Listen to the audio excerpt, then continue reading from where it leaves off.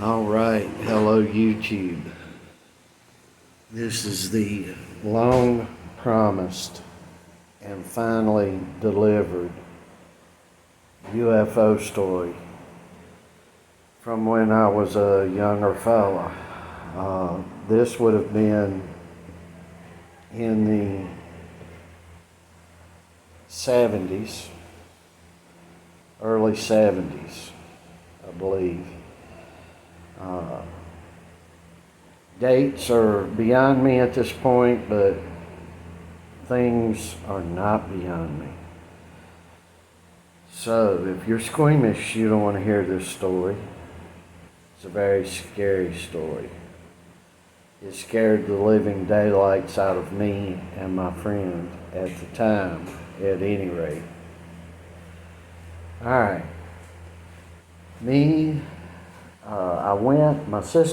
My oldest sister had just got married, and she lived out in the country, and the neighborhood around there was bordered by maybe 200 acres of two different tobacco fields with a dirt road running between the two tobacco fields. And on the outline of the tobacco fields, other than the back of the neighborhood, the three other sides were covered by very thick, heavy woods. Very thick, heavy woods. And me and a younger guy that lived out there, I had went over to spend the weekend with my sister and her husband, and for somehow or another we got a hold of two kites and decided we were going to fly the kites. And let me tell you something about back in my day. Kite flying was more of a digging in technical thing, I believe, than it is now. Kite string today and kites today are very weak. We had thick, heavy spools of heavy-duty string, and we wouldn't use one big spool of it, which is probably 4 times longer than what you would get with a kite today. We would use 4 or 5 spools of this big, thick, heavy string. And reason being, we would get our kites up and above and beyond the clouds. So when there was a break in the clouds, then we could see our kites. I mean, we really flew kites back in the day. Nowadays, you got more things to do, so it's not so, you don't dig in so deep. You go outside, run around, fly a kite, and go back home and play video games or things like that. Back in my day, we had 2 channels on the TV when we were lucky, so we had to find things to do. So it was a daily event, the kite flying. So anyway, we're flying these kites, and boy, we have got these things way up in the air, beyond being able to see them.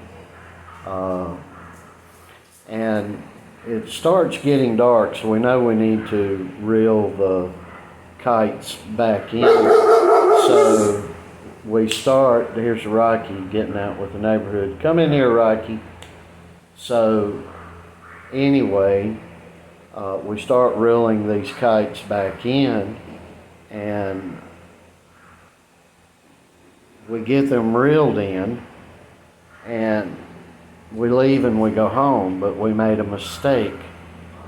We left 2 or 3 extra rolls of kite string out there. So, and we were spending the night with one another. I can't remember if I was staying with him or he was staying over there with me at my sister and brother-in-law's house. But at any rate, we were like, we got to go get this kite string. Kite string was valuable back then. So we were like, another kid comes along, our kite string's gone. So we went back to get the spools of kite string that we had left. And when we got out there, the kite string was there. And back then, if you were out in the country, even if you were in developments, maybe gas lines were not run so far out. So you had big propane tanks outside the neighborhood or in backyards and such. In the rural South and the rural central Northeast, I've still see these regularly today. But we went out there and we sat down on one of the propane tanks. Those were big tanks, and we're just talking and relieved that nobody had gotten our kite string. And we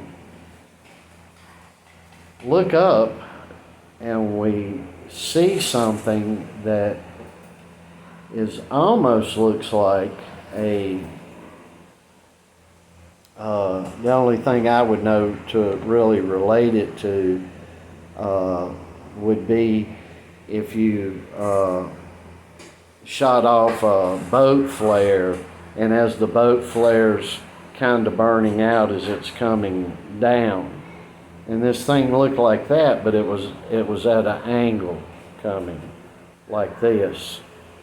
And the other thing I could relate it to is kind of like a firework that kind of does but goes off but not fully. And as it's coming down, it's light with it. So anyway, we saw this, and it was overhead, and it went down and just above or right at the treetops of one of the sides of one of those two fields that were separated by the dirt road. So it was very scary to us, and we thought possibly we had seen a plane had come down or something. But it looked too small and too close to us, and we didn't hear any type of explosion or anything. So we went home and we called the sheriff, and the sheriff sent some deputies out there, and they shined their lights around, and they were like, "Oh, you kids, y'all were seeing things," or just brushing us off. They weren't ugly to us or anything. Back then, police and deputies were human beings, unlike a lot today. They don't really have a human side to them. They were really cool back when I was a kid. They were vastly liked and not hated like they are today.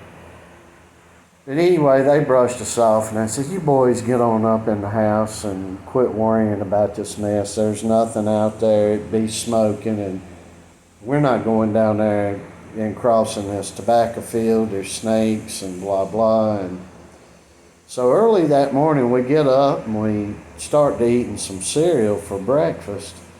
And it dawns on us, hey, this happened last night. Let's go out there and look. So we didn't even finish breakfast after we got to talking about it, and we just went on. And we started walking to a side path that led to the dirt road, and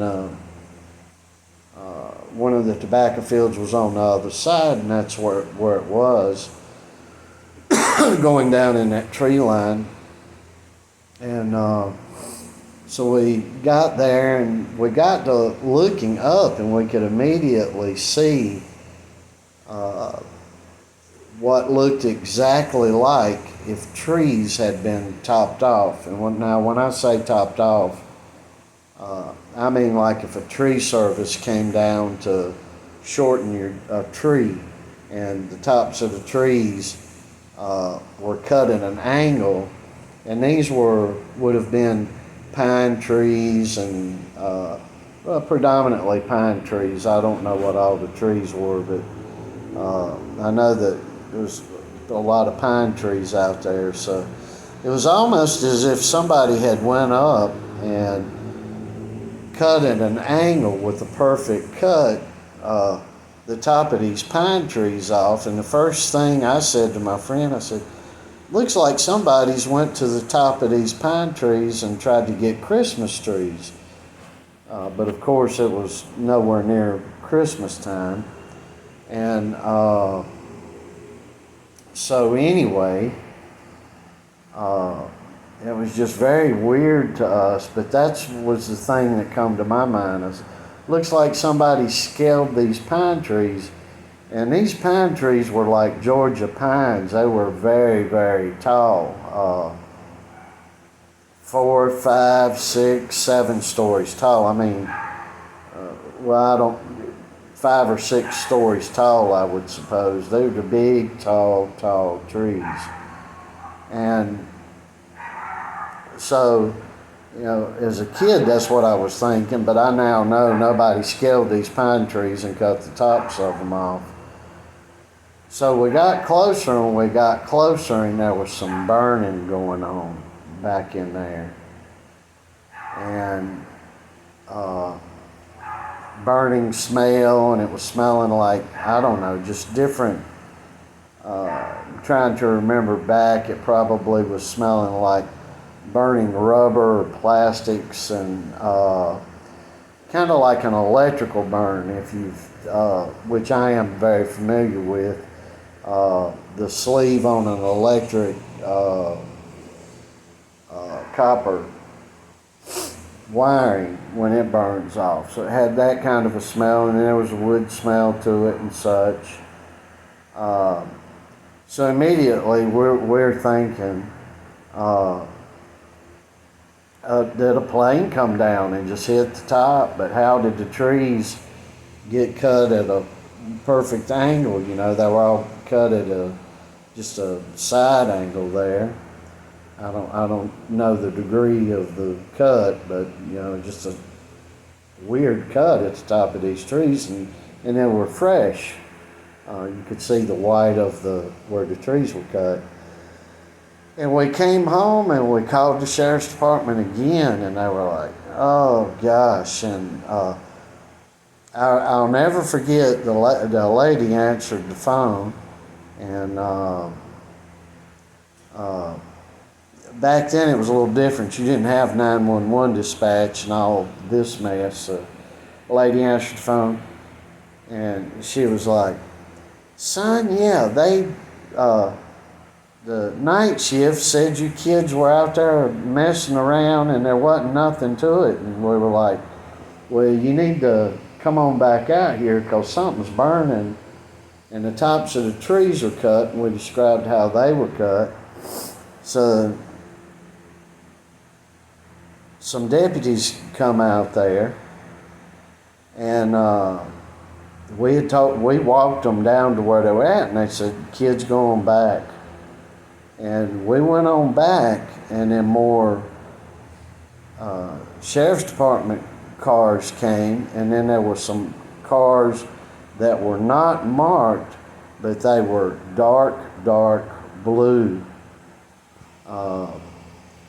I don't remember us looking at the tags of the cars to see if they said government on them or anything like that, but there were guys getting out of those cars that had fedoras on and suits. So it was real weird to us.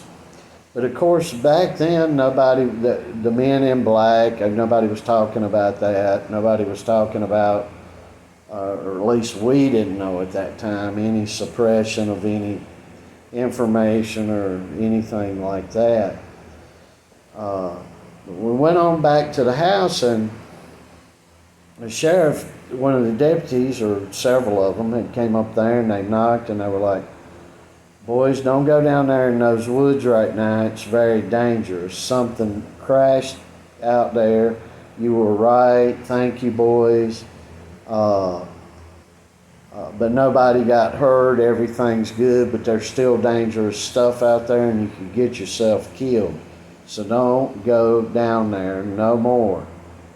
And so, of course, we waited, and then the months went by, and we went down there maybe a month later, maybe two.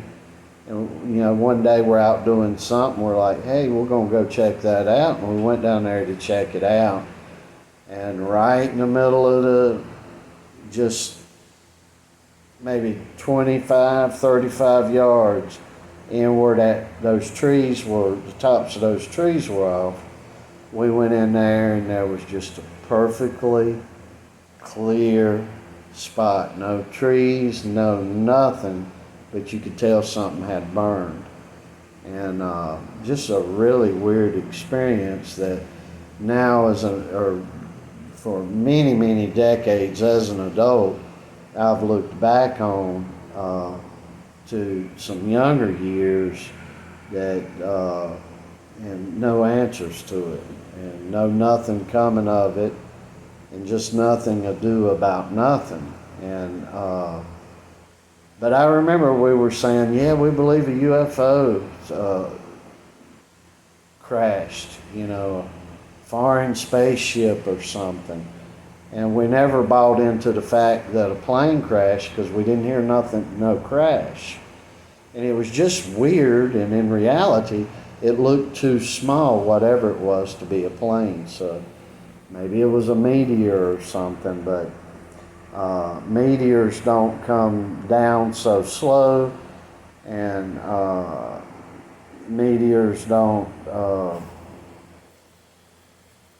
knock the tops off of 1 to 2 dozen trees and saw them off at an angle like that. So it's just really weird. So that was a very scary thing that afterwards we never really we never went out there at night. Few years later, I went on my first camping excursion out there at night, and I got a little story to tell you about that experience, which wasn't good. I went alone, but I went armed, and of course back when I was a young man, a teenager, we'd go in the woods with guns all the time. Everybody had rifles and pistols in the house. If you were a red-blooded American boy, you did, or country boy. So maybe I'll tell that story later, but for a long time we were very weary, and anytime we saw anything in the sky or in the night sky or day sky, boy, we paid attention, and we paid attention to it hot and heavy. So I don't know where that childhood fella got off to. We were teens. I don't know where he got off to, and what may have become of him, but I'd like to hook up with that guy and talk about this story if he's still kicking around, because that was a pretty big event in my teenage years, of something that happened that scared the heck out of us and kept us nervous and scared for quite some time. And as I've gotten older, I look back on it, and it's more scary looking back on it than it actually was during going through it, because we didn't know about things being suppressed, and you know, we just tried to take them at their word. Something crashed and everybody was okay, and it was no problem. So we're thinking maybe some fuel was back there or something. We were just kids, we didn't know, and our parents didn't think too awful much about it, because to be honest with you, back then everybody worked very hard, and we all believed what we heard, when it came to the law and all these types of people, which today we don't. We don't believe it, and rightfully so. So that's my little UFO story. Hope everybody has a great, great, wonderful, wonderful week. And I will end that story by saying that, and before I end the story by saying that, I want to tell you something. I believe that we do see things in the sky and that there are things, but I believe these things are interdimensional, what we call spiritual, and there is a cosmic war going on between good and evil, between Christ and the evil one. And I believe we get glimpses of these things from time to time. Maybe things are trying to break through. They sure come through spiritually all the time. But I think they manifest here and there, and those are the things that we see. I believe they're interdimensional. I do not believe there's other planets and Martians coming or things like that. So I just wanted to point that out before I said, I want to end this before I say, as usual, I want to end this video letting you all know that we voice big time around here, that our King is Christ. And we hope everybody has a good week.